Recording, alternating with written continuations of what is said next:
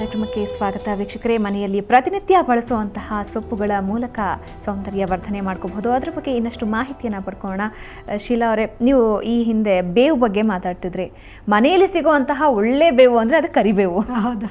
So ಅದರದ್ದು uses ತುಂಬ ಇದೆ ಅಂತ ಹೇಳ್ತಾರೆ, ಹೌದಾ? ಹೌದು. ಕರ್ಬೇವಿನ ಸೊಪ್ಪು ಹೇಳಿದ್ನಲ್ಲ, ಒಗ್ಗರಣೆಗೆ ಸ್ಟಾರ್ಟಿಂಗ್ ಬೇಕಾಗದೆ ಕರ್ಬೇವಿನ ಸೊಪ್ಪು.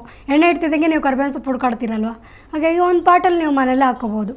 ಒಂದು 2-3 ಪಾಟಲ್ಲಿ ಚಿಕ್ಕ ಚಿಕ್ಕ ಗಿಡಗಳನ್ನ ತಂದುಬಿಟ್ಟು ಹಾಕ್ಕೊಂಡ್ರೆ ಚೆನ್ನಾಗಿ ಬರುತ್ತೆ ಕರ್ಬೇವಿನ ಸೊಪ್ಪು. ಕರ್ಬೇವಿನ ಸೊಪ್ಪಿಗೆ ನೀವು ಮನೇಲಿ ಅಂದರೆ ಸ್ವಲ್ಪ ಮೊಸರು ಮತ್ತು ಈ ಟೀ ಪುಡಿ ಇರುತ್ತಲ್ವ, ಅದು ನೀವು ಯೂಸ್ ಮಾಡಿರೋದು. ಸೊ ಟೀ ಪುಡಿ ಸೊಪ್ಪನ್ನ ಹಾಕ್ತಾ ಬಂದರೆ ಕರ್ಬೇವಿನ ಸೊಪ್ಪಿನ ಗಿಡ ತುಂಬ ಚೆನ್ನಾಗಿ ಬೆಳೆಯುತ್ತೆ.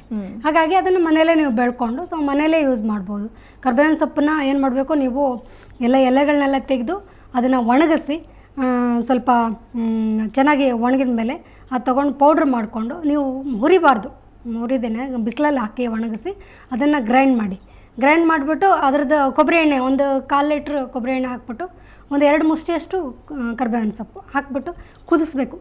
ಚೆನ್ನಾಗಿ ಕುದಿಸ್ಬಿಟ್ಟು ಅದರದ್ದು ಎಣ್ಣೆ ತೆಗೆದಿಟ್ಕೊಂಡ್ರೆ ಅದು ಬಾಲನೆರೆಗೆ ತುಂಬ ಒಳ್ಳೆಯದು. ಅದು ಹಚ್ಕೊತಾ ಬಂದರೆ ಅಂದರೆ ಅದನ್ನೇ ಹಚ್ಕೊತಾ ಬರಬೇಕು.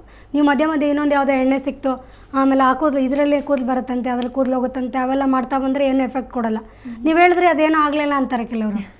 ಮಾಡ್ತಾ ಬರಬೇಕು. ಈ ಥರ ಮಾಡ್ತಾ ಬಂದರೆ ಏನಾಗುತ್ತೆ, ಬಾಲನೆರೆನೂ ಕಡಿಮೆ ಆಗುತ್ತೆ. ರೆಗ್ಯುಲರಾಗಿ ಹಚ್ಕೊತಾ ಬರಬೇಕು ಈ ಕೊಬ್ಬರಿ ಎಣ್ಣೆನ. ಮಾಡಿ ಇಟ್ಬಿಡ್ಬೋದಲ್ವ, ಒಂದು ಡಬ್ಬದಲ್ಲಿ ಗಾಳಿ ಆಡ್ದಿರೋ ಡಬ್ಬದಲ್ಲಿ ಇಟ್ಬಿಟ್ರೆ ನೀವು ಬೇಕಾದಾಗೆಲ್ಲ ತೊಗೊಂಡು ಹೇರ್ಸ್ಗೆಲ್ಲ ರೂಟ್ಸಿಂದ ಹಚ್ಕೊತ ಬಂದರೆ, ಚಿಕ್ಕ ಮಕ್ಕಳಿಂದ ಹಚ್ಕೊತ ಬಂದರೆ ತುಂಬ ಒಳ್ಳೆಯದು. ಬಟ್ ಕೆಲವ್ರಿಗೆ ಸ್ಮೆಲ್ ಆಗಲ್ಲ, ಇದು ಒಂಥರ ಘಾಟು ವಾಸನೆ, ಕರಿಬೇವು ಘಾಟು ವಾಸನೆ ಬರುತ್ತೆ ಅಂತ ನೀವು ಓಕೆ ವೀಕ್ಲಿ ಒನ್ಸ್ ನೀವು ಹಾಕ್ಕೊಂಡು ತಲೆಯಲ್ಲಿ ಒಂದು ಫುಲ್ ನೈಟ್ ಬಿಟ್ಕೊಂಡು ಮಾರನೇ ದಿನ ನೀವು ತಲೆ ಸ್ನಾನ ಮಾಡ್ಕೊಂಡು ಹೋಗ್ಬೋದು. ಕರಿಬೇವು ಕಪ್ಪು ಹೋಗುತ್ತೆ ಕೂದಲು, ಮತ್ತು ಬೆಳೆಯುತ್ತೆ, ಮತ್ತು ಸ್ಪ್ಲಿಟ್ ಎಂಡ್ಸ್ ಕೂಡ ಕಡಿಮೆ ಆಗುತ್ತೆ. ಕರಿಬೇವಿನ ಸೊಪ್ಪಲ್ಲಿ ತುಂಬಾ ಇದೆ.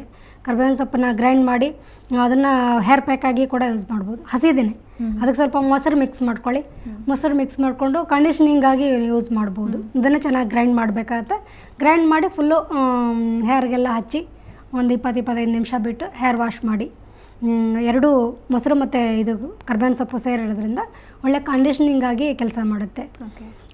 ಮತ್ತು ಇದನ್ನು ಹೇಳ್ತಾರೆ ಕಲರಿಂಗ್ ಬೇಕಲ್ಲ ಹೇರ್ಗೆ ಅಂತ. ಹೇರ್ಗೆ ಕಲರಿಂಗ್ ಬೇಕಾದಾಗ ನೀವು ಈ ಮೆಹಂದಿ ಸೊಪ್ಪು ಇದೆ, ಮೆಹಂದಿ ಸೊಪ್ಪಿಗೆ ನೀವು ಸ್ವಲ್ಪ ಈ ಕರ್ಬೇವಿನ ಸೊಪ್ಪನ್ನು ಮಿಕ್ಸ್ ಮಾಡ್ಕೊಳ್ಳಿ.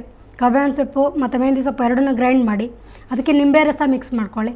ನಿಂಬೆ ರಸ ಮಿಕ್ಸ್ ಮಾಡಿಕೊಂಡು ಅದನ್ನು ಫುಲ್ಲು ತಲೆಗೆಲ್ಲ ಹಚ್ಚಿ ಒಂದು 2 ಅವರ್ ಅಥವಾ 3 ಅವರ್ ಈ ಥರ ಬಿಟ್ಟರೆ ಬಿಳಿ ಕೂದಲಿರೋದು ಸ್ವಲ್ಪ ಕೂದಲು ಜಾಸ್ತಿ ಕೆಂಪಾಗಲ್ಲ. ಈ ಮೆಹಂದಿ ಹಾಕಿದಾಗ ಜಾಸ್ತಿ ಕೆಂಪಾಗುತ್ತೆ ನೋಡಿ, ಆ ಕೆಂಪು ಕೆಲವ್ರಿಗೆ ಇಷ್ಟ ಆಗಲ್ಲ.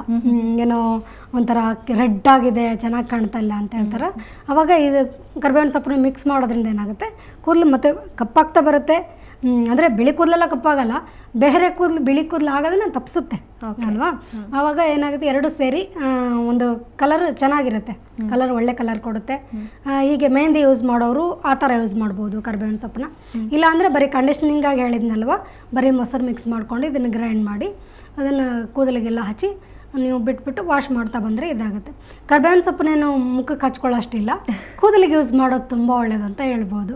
ಓಕೆ, ಐ ಥಿಂಕ್ ಇದು ತುಂಬ ವಂಡರ್ಫುಲ್ ಮೆಸೇಜ್ ಅನಿಸುತ್ತೆ. ಅಂದರೆ ದಿನಾ ನಾವು ತರಕಾರಿ ಯೂಸ್ ಮಾಡೋದು ಫೇಸಿಗೆ ಯೂಸ್ ಮಾಡ್ತೀವಿ, ತಲೆಗೆ ಯೂಸ್ ಮಾಡ್ತೀವಿ ಅಂತ ಗೊತ್ತು, ಹಣ್ಣು ಯೂಸ್ ಮಾಡ್ತೀವಿ ಅಂತ ಗೊತ್ತು. ಬಟ್ ದಿನಾ ಯೂಸ್ ಮಾಡೋ ಸೊಪ್ಪುಗಳಲ್ಲಿ ಸಣ್ಣ ಪುಟ್ಟ ಸೊಪ್ಪುಗಳಲ್ಲೂ ಇಷ್ಟೊಂದು ಸೌಂದರ್ಯವರ್ಧಕ ಇದೆ ಅಂದರೆ ನಂಬೋದಕ್ಕೆ ಅಸಾಧ್ಯ. ಅದ್ರ ಬಗ್ಗೆ ಸಾಕಷ್ಟು ಮಾಹಿತಿ ಕೊಟ್ರಿ, ಧನ್ಯವಾದ ಶೀಲಾ. ನಮಸ್ಕಾರ.